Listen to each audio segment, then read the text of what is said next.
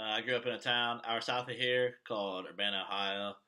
Uh, about 12,000 people in the community, pretty racially diverse and low income. I went there from preschool through first grade, and then after that, my parents open enrolled me at a school that was a little bit north of us called West Liberty Salem. West Liberty, as a town, had about 1,700 people. It was middle class, and there was almost no racial diversity. So, beginning my second grade year, my parents open enrolled me at West Liberty Salem. It was just seen as like an overall better school. It was considered a school of excellence, and Urbana was like failing, and there was a lot of gang violence and everything in that school, so they didn't really want me going there. West Liberty as a school was like super rural. We had the bring your tractor to school day, so there's a bunch of rednecks. Um, as for like courses and everything, they had college prep classes, which I took. All my classes my senior year were college prep, and then most of my junior year were college prep classes. We also had a special education program for kids with autism or Down syndrome in the school. We had like a slow learners class just for people that weren't really understanding stuff at the same rate as other kids. And then there was also a gifted program for those people that were exceeding the expectations. West Liberty Salem, the school itself was not racially diverse at all. It was 99% white and middle class. My graduating class was 69 kids, and we were all white. The high school altogether had three black kids, and they were all either adopted or foster kids. So, yeah, there was even the families were all white. I fit into the context of the school pretty well, I would say. I grew up working construction, and pretty much everybody that works there at West Liberty is like a hands-on. All their parents do hands-on work, like farming. Um, and then we were probably a little lower class compared to the rest of the school, but I fit the context pretty well because I was white. Sports were a huge deal at my school. I played football, baseball, and wrestled, so everybody knew who I was.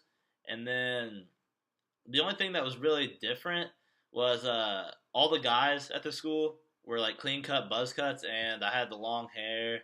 So I was looked at totally different by every parent in the school, and most of the teachers didn't like it.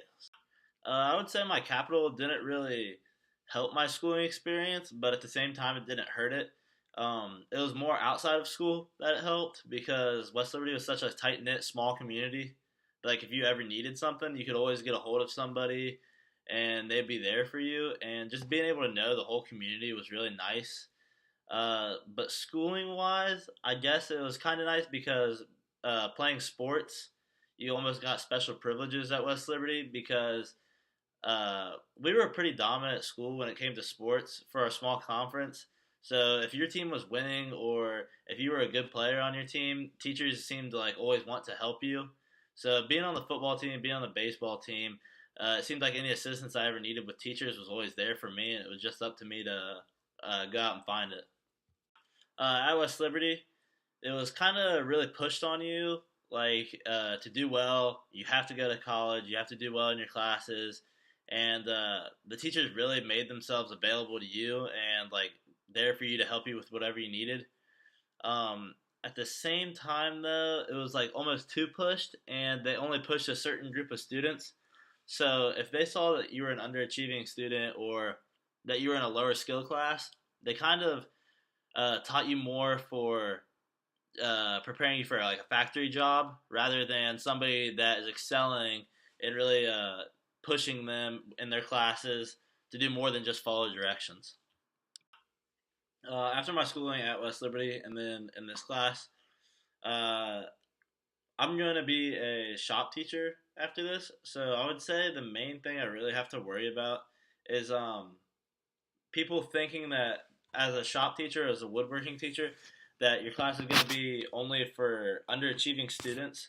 And I really want to break that stereotype and make it so that it's not just for kids who are maybe not looking to go to college, but it's just a good trade to learn for everybody. And then another big stereotype I feel like is that it's going to be only guys in the class, and I feel like it's also really important to get girls in the class too that would be interested in it. And have them know that like they're not gonna get judged or anything for being in this class. Um, I also just want to push it to be like make sure nobody ever settles in the class and make sure that I'm always pushing the student to get the best grades they can, not only in my class but other classes. One method I really like that we learned about this year was the stick method, where you just pull it out and that makes it so you're not just choosing guys or girls, or it doesn't look like you're just choosing one or the other, and it makes it completely random. So I feel like that's something that I would like to implement into my class if I have a lesson that I'm really teaching and I have a bunch of questions and people need answers or something. But yeah, besides that, I just feel like really just need to push and get the best out of every student that I can.